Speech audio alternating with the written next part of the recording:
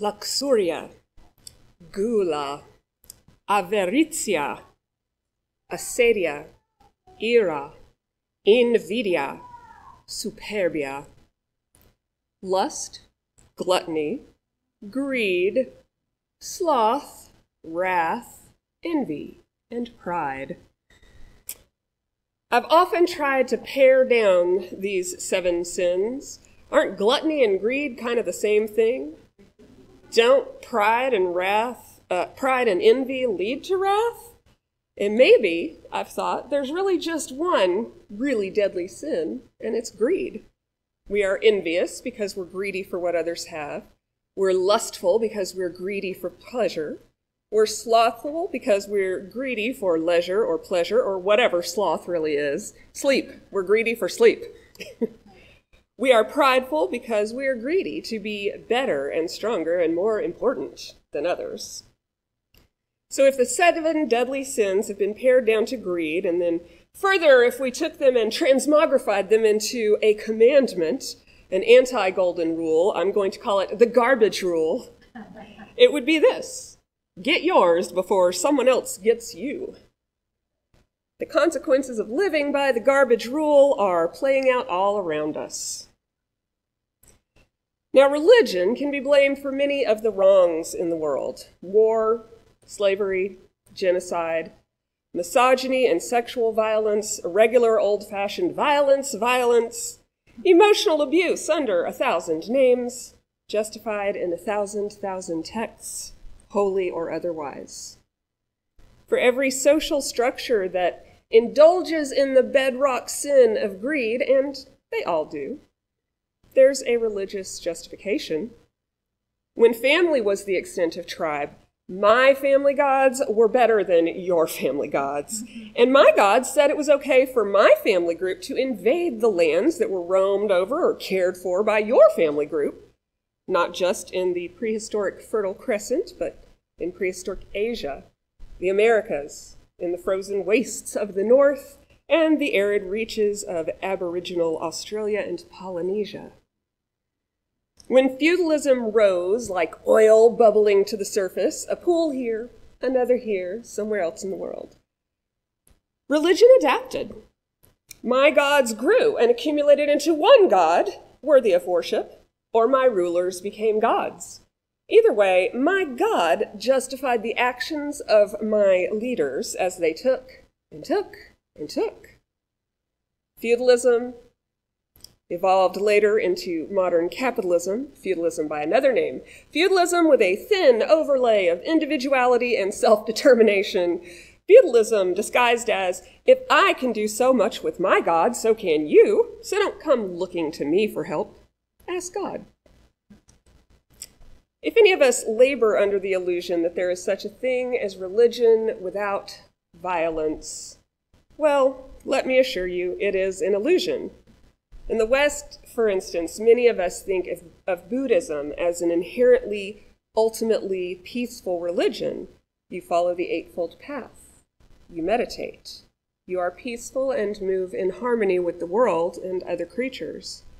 Unless you happen to be a Buddhist in, for instance, Myanmar, in which case you can join the military and seek to inflict genocide on the 1.1 million Rohingya Muslims who have been your neighbors since the 8th century Common Era. So yeah, religion is, indeed, linked to the worst violence our species has ever known. Inevitably and unavoidably, religion follows violence, or violence follows religion. They can't be separated out. Religion is the opiate of the people, Marx said. And humans, well, we're not really famed for making our best decisions when we're high. But that's not the whole story. Because Joseph Stalin was an atheist, and so was Mao Zedong.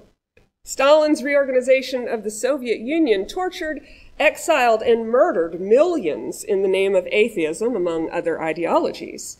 And Mao was so intent on industrializing China that great swaths of his citizens starved. Mao destroyed ancient religious sites and executed religious leaders as part of his Cultural Revolution, a revolution that made Marxism into its god, and a twisted Marxism at that. Indeed, the vast majority of those who starved were the very non-Marxist peasantry, whose crops failed despite their secretive prayers to ancestor gods. 20 to 46 million people starved in China over a 4-year period. And that's a pretty big gap. I'm curious about that gap. 20 million people or 46 million people? The inevitable conclusion is that the garbage rule crosses all boundaries, knows no borders, and can flourish just fine with or without religion. Now, a quick sidebar. I want to distinguish, as I'm speaking here, between religion and spirituality. And I want you to understand how I'm using those today. For the purposes of this conversation, spirituality is an individual seeking for answers. And religion is the collective institutionalization of that seeking. People can be spiritual without being religious. Many of us have heard that phrase and claimed it. And of course, people can certainly be religious without being in the least bit spiritual. There are many people who attend their places of worship faithfully, but never spend a moment outside the walls of the church, mosque, or synagogue, either applying the tenets of their religion to their lives or pondering the place of humanity in the universe. So, spiritual, individual, religious, institutional. And now back to our regularly scheduled programming. That spiritual impulse, like the garbage rule, crosses all boundaries, knows no borders, and can flourish with or without religion. When human consciousness recognizes that there is a vast and indifferent cosmos out there, which doesn't seem to be at all concerned with human endeavor, well, that's when flint strikes stone and the spark of the spiritual flame springs into being. The flame can take many shapes. Often, most often, I think, the spiritual flame becomes the religious impulse, one that insists the cosmos is not indifferent to us, or, as I would prefer to put it, we are not indifferent to the cosmos. This ranges from recognition that we are part of that great creation, the interdependent web of all existence, anyone? Or to the assertion that we are the center of the universe. Sorry, Galileo and Copernicus. The other tinder that feeds the flame of religion is our need for one another as humans. A few years ago, I heard Bart Ehrman say in an interview on NPR that perhaps spirituality became codified into religion when communities became too large and unwieldy for everyone to know everyone else's business. If you live with 70 other people and you all know one another's every behavior, right down to who tooted during dinner, it's easy enough to impose ethics on individuals. But once your community grows, it's helpful to have an all-seeing God or gods who can impose those ethics, since it's impossible to continue knowing every member of the community so intimately. That's a little bit of a depressing reduction, I think. Are we really so weak as moral characters? Probably. There is that garbage rule, after all, always hovering in the background of our psyches, back there in those desperate alligator brains, trying to convince us that the world is a place of hard-scrabble desperation and abundance of food, water, love is a myth.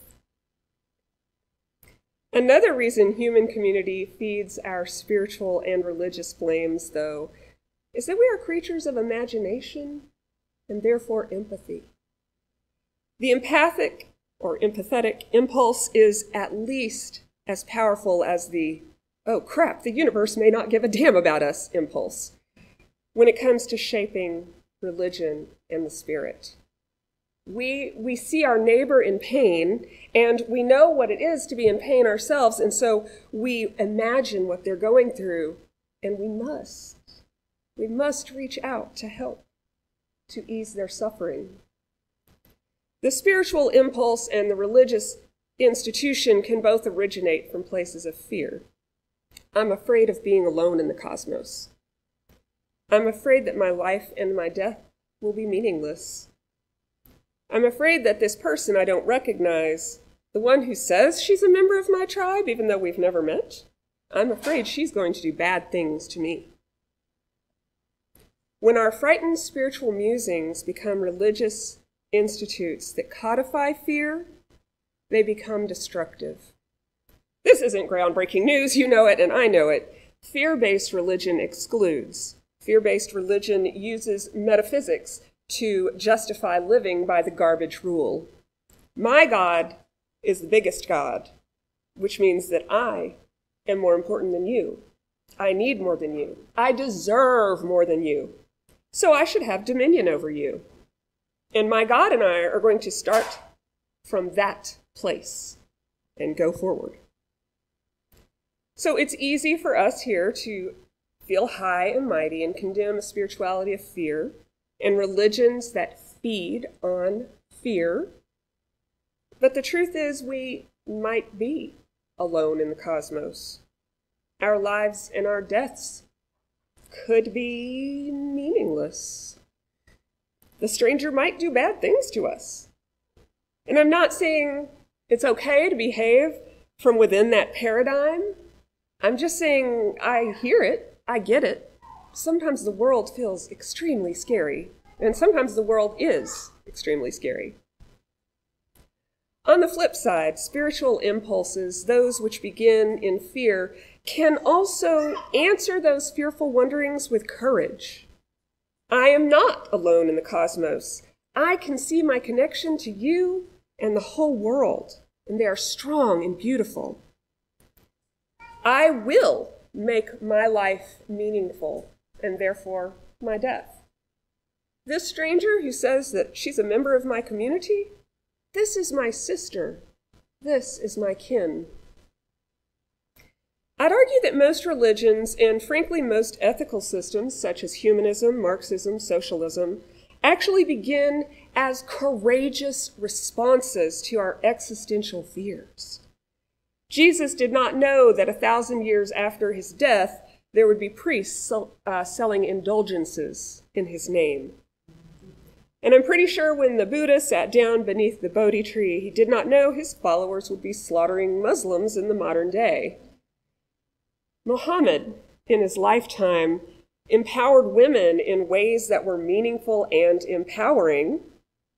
And Marx? Well, let's talk about Marx for a minute. Just a second. Because I wonder if you've ever heard the entirety of that Marx quote about religion. It's not what you might expect. Religion is the sigh of the oppressed creature, the heart of a heartless world, and the soul of soulless conditions. It is the opiate of the people. In its context, it is true to Marx's rejection of metaphysics and religious thought, but it expresses a depth of compassion and understanding that is noticeably absent when we just say that last line, that religion is the opiate of the masses. At least in the moment that he wrote those words, Karl Marx understood that religious devotion is often a response to the garbage rule expressed by those who have been most bitterly its victims. Just like there are 7 deadly sins, there are also 7 contrary virtues set in opposition. For lust, chastity. For gluttony, abstinence. For greed, generosity. For sloth, diligence. Wrath gets patience. Envy gets kindness. And pride, of course, is balanced by humility. And if these are taken together and put into one thing and transmogrified into one rule, well, it's the golden rule. Treat others as you'd be treated. Don't treat them how you don't want to be treated. Like the garbage rule, the golden rule crosses all boundaries, knows no borders, and can flourish just fine with or without religion.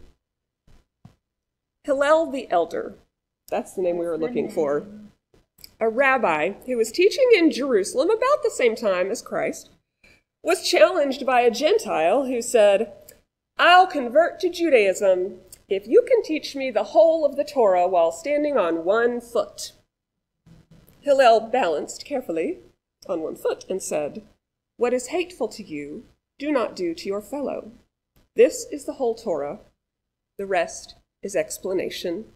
Go and learn." The golden rule knows no borders. The Jewish God says, "Love your neighbor as yourself." Jesus says, "Do to others what you would want them to do to you." The prophet Muhammad, peace be upon him, says, "Seek for humankind that of which you are desirous for yourself." Baha'u'llah says, "And if thine eyes be turned toward justice, choose thou for thy neighbor that which thou choosest for thyself." Brihaspati, counselor to the Hindu gods, wrote, "One should never do that to another which one regards as injurious to oneself. This, in brief, is the rule of Dharma, right behavior." Buddha says, "Hurt not others in ways that you yourself would find hurtful." And humanist chaplain Greg Epstein, author of Good Without God, says, "Do unto others" is a concept that essentially no religion misses entirely, but not a single one of these versions of a golden rule requires a God. As Unitarian Universalists, we are potentially at least the church of the Jew, the Christian, the Muslim, the Baha'i, the Hindu, the Buddhist, the humanist, the Wiccan, the pagan, the Sikh, the Jain, the Zoroastrian, the indigenous religionist, the existentialist, the atheist, the agnostic. We are the faith of spiritual seekers.